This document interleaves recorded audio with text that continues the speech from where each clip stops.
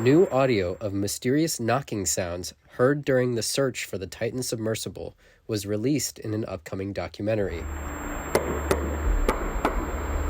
Sonar picked up these banging sounds during last summer's search for the missing submersible with 5 people on board. The vessel was later found imploded, killing all on board.